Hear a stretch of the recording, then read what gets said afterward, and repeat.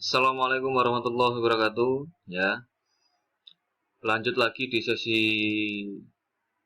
selanjutnya yaitu tentang masih seputaran PPU ya, yaitu tentang inspection dan adjustment. Ya, yang akan kita pelajari di sesi kali ini. Langsung saja ya. Yang kita lakukan inspeksi dan adjustment adalah diantaranya kita ngecek kekenyangan trek, ngejust track tension, kemudian ngejust idlership atau front idler alignment-nya, kita ngecek kekenyangan track subbolt dan master link ya, dan kita mengkonekkan boltnya. Kemudian kita ngecek track roller oil, carry roller oil, dan idler oil, dan masih banyak yang lainnya.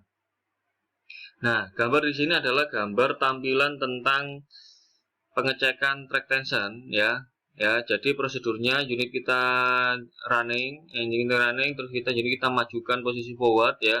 Beberapa meter nanti kita netralkan lagi. Jadi unit itu akan berhenti dengan sendirinya tanpa direm. Nah, setelah itu kita pasang bar ya atau kayu lah ya sebagai ini yang lurus ya antara idler dengan carrier bagian depan ya. Di semacam ini. Nah, nanti yang kita ukur adalah bagian bawah dari bar dengan ujung paling atasnya grosser ya di bagian tengah ya. Nah, nanti celahnya berapa atau defleksinya berapa? Nah, defleksinya adalah standarnya 20 sampai 30 mili ya. Nah, kalau lebih apa yang harus kita lakukan? Yang kita lakukan adalah kita melakukan adjust track tension ya. Dengan cara apa? Ya, di sebelah kanan maupun kiri ya di track frame nanti ada nipple buat ngejust ya. Kita menggunakan grease ya, tampilannya seperti ini ya, menggunakan grease. Nah, nanti ketika kita ini maka kita pastikan juga di bagian depan ya, ini punya 15/6 bagian depan S ini adalah batas supaya kita mengetahui bahwa si root dari track adjusternya itu sudah maksimal atau belum ya. Kita pastikannya adalah dengan S ini ya. Ini ya, kalau yang di sini adalah ini. Jadi gimana caranya kalau kita biar tahu itu udah mentok? Maka kalau kita udah melakukan adjustment semacam ini dan ternyata track linknya ini, nah yang bagian depan ini ya, dia bergeser sampai sini, S ini menjadi 0 ya, tidak ada, jadi pas, itu berarti sudah mentok. Nah, kalau sudah S-nya itu 0 tapi tracknya masih kendor, berarti memang link pitnya itu sudah terlalu aus ya. Itu di kemudian pertama. Nah, ini untuk yang eskavator ya, sama eskavator. Kalau tadi untuk dozer, eskavator tetap ya, di sini ada track adjusternya, kita masukkan dengan nipple yang ada grease-nya ya. Kemudian kita ukur ini S-nya sama ya. Oke, nah kita ngejust idlership ya.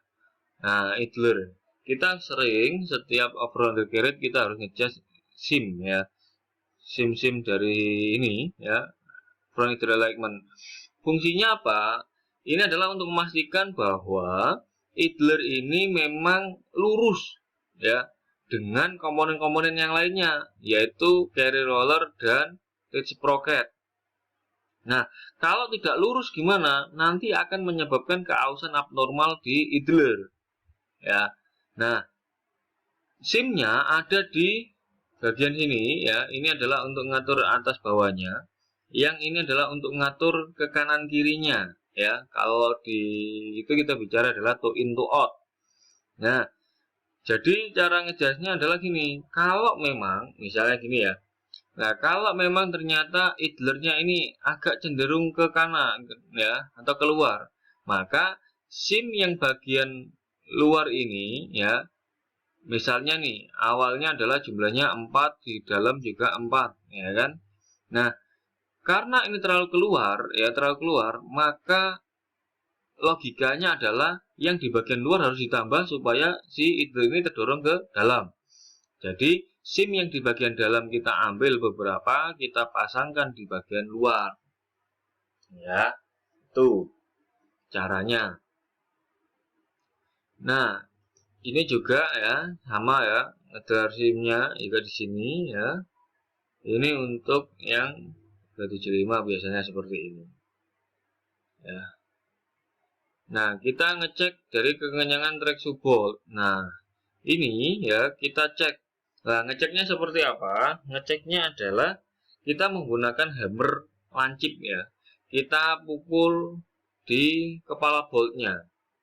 Nah, kita ketahui kencang atau tidaknya adalah nanti suaranya yang dihasilkan dari ketukan dari hammer tadi akan berbeda. Nah, kalau terjadi perbedaan, maka ada bolt yang kendor sehingga dikencangkan. Nah, ini adalah metode pensilang ya. Metode torque-nya kita menggunakan silang. Yang pertama kita kencangin nomor 1, lanjut kita nomor 2 ya, silang ketiga dan 4. Nah, ini adalah gambar dari si master link-nya. Ya. Nah, torque dari master link dengan link yang biasa juga berbeda. Ya, master link akan jauh lebih besar. Nah, inspection track roller dan roller oil ya. Jadi di setiap carry roller atau track roller itu di bagian senternya itu ada nipple ya. Di dalamnya ini ada olinya ya, ada olinya yang digunakan untuk pelumasan shaft dari si track roller maupun carry roller dan either ya.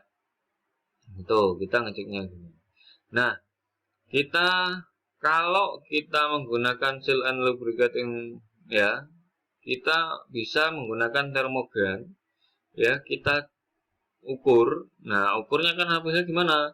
Kalau itu panas ya, lebih dari 50 derajat Celcius, maka memang telah terjadi kebocoran di sini. Sehingga apa? Panas yang ditimbulkan adalah dari metal ketemu metal, bergesekan.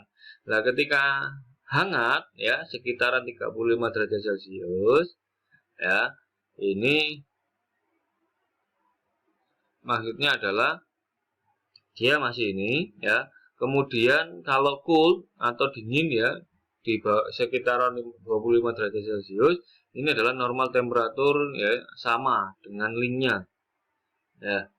Nah, kondisi warm dan hot ya dari pinnya ini adalah mengindikasikan lubricatingnya sudah berkurang. Oke, kita lanjut ke pengukuran keausan. Kita harus membutuhkan tool ya untuk pengukuran. Yang kita ukur adalah seperti list di bawah ini ya. Nah, ini adalah alat ukur yang disediakan oleh Komatsu ya. Ini yang versi lama ya, KUC ya. Komatsu undercarriage ya. Jadi kita gunakan seperti ini, ada part numbernya. Jadi kita harus kalau order ya, kita A dan B ini kita sertakan dengan part number ini. Ya, ini adalah offset caliper ya, digunakan untuk mengukur semacam ini ya, bushing offset diameter lah ya. Ya, ini adalah deep gauge ya atau multi scale yang digunakan untuk mengukur tread dari si ini. Nah, kalau yang ini adalah tool ultrasonic ya, tool ultrasonic, atau kita bisa juga menggunakan thickness ya yang ultrasonic ya. Nah, kita sebelum melakukan PPU ya, kita harus melakukan prepare ya, kencangan track tension ya, menggunakan pin ya. Jadi di ditch programnya diganjal dengan pin supaya memang kondisi tracknya itu kencang ya. Ya, itu kita harus cuci undercarriage-nya, kita siapkan formnya. Nah, ini adalah kita mengukur dari linknya ya. Yang pertama kita link pit, yang kedua kita link height, yang ketiga kita bushing OD. Nah, ini adalah pengukuran link height ya. Kalau kita menggunakan multi scale, prosedurnya adalah semacam ini ya. Kita pakai multi scale-nya. Kalau kita pakai ultrasonic, bukan di bagian tengahnya ya, tapi di bagian dia pas di pin bushingnya. Ya, kita ngukur ketebalannya ini aja. Nah, bushing OD, kalau kita pakai multi scale, kita harus mengukur 3 posisi A, posisi B, sama posisi C ya. Kita mengukurkan ini bakal pakai manual Atau bisa juga kita pakai offset caliper, tapi juga di 3 posisi. Tapi kalau kita pakai ultrasonic, kita hanya cukup di satu posisi aja, di tengah-tengah ya. Kita mengukur ketebalan dari si bushing. Nah, kita mengukur link width ya. Kita bisa menggunakan metode semacam ini ya. Jadi kalau kita pakai master pin ya, kita selang satu link ya. Kita ukur 5 pin 4 link ya. Kita ukur pakai meteran ya atau convex scale. Nah, kita ukur. Nanti dibagi 4 akan ketemu kita ngukurnya satu-satu. Ya. Atau ini juga kita master link ya. Di doser kita pakai master link ya. Ini anggap aja ini master linknya. Maka kita renggangi satu link lagi, kita ukur 5 pin 4 link. Nah, itu ya, kita ngukur link width. Nah, kita ngukur grosser height ya, kita pakai multiscale semacam ini sesuai dengan gambar. Kalau kita pakai ultrasonic, kita semacam ini ya. Jadi posisi pengukurannya adalah seperempat dari ujung pinggir, dari pinggir ya, seperempat dari pinggirnya. Itu kita ngukur grosser. Nah, kalau kita pakai track roller atau roller pun juga kita pakai offset caliper semacam ini. Lalu nanti kita lock, kita ukur pakai variable caliper. Ya, kalau kita pakai ultrasonic kita hanya di posisi semacam ini ya. Nah, kalau kita pakai multiscale ya, pertama kita ukur link height-nya terlebih dahulu ya. Habis itu nanti kita pakai adapter semacam ini. Pas di bolt centernya, nah nanti kita akan ukur berapa diameter dari track roller. Carry roller kita ukur pakai offset caliper ya semacam ini sesuai dengan gambarnya. Kalau kita pakai ultrasonic posisinya adalah seperti ini. Lalu kita catat di form PPU-nya. Idler ya, idler kalau pakai multiscale semacam ini ya, mengukur kedalaman dari thread-nya ya, bisa semacam ini, kita pakai thread bar-nya. Kalau pakai ultrasonic kita ngukur dari ketebalan dari si flank-nya ini. Ya, ketebalan thread-nya ini. Ya, itu kita pakai ultrasonic ya. Nah, terakhir di komponen undercarriage kita ngukur pakai sprocket ya. Di sprocket kita menggunakan sprocket wear gauge ya, seperti Mika yang ada mal bentuk dari sprocketnya ya. Nah, nanti di sini ada garis-garisnya 0 sampai 10 ya. Toleransinya adalah batas keausannya adalah di 6 ya, semacam ini nanti di 6. Nah, jadi kita tinggal tempelkan aja di tit sprocketnya sesuai dengan unitnya ya. Nah, nanti bentuk aslinya ini dia berada di garis keberapa ya, garis ke 0, 1, 2, 3, 4, 5, 6 atau sampai berapa. Maksimalnya adalah yaitu di garis ke-6 ya. Itu untuk inspeksi dan pengukuran dari komponen-komponen undercarriage yang ada di unit kita ya. Harapannya teman-teman bisa mengaplikasikan sehingga kita bisa tahu ya seberapa keausan dari undercarriage ya, karena biaya untuk undercarriage sendiri cukup tinggi ya. Jadi kalau nggak kita rawat ya kita akan sering ketemu dengan breakdown undercarriage ya.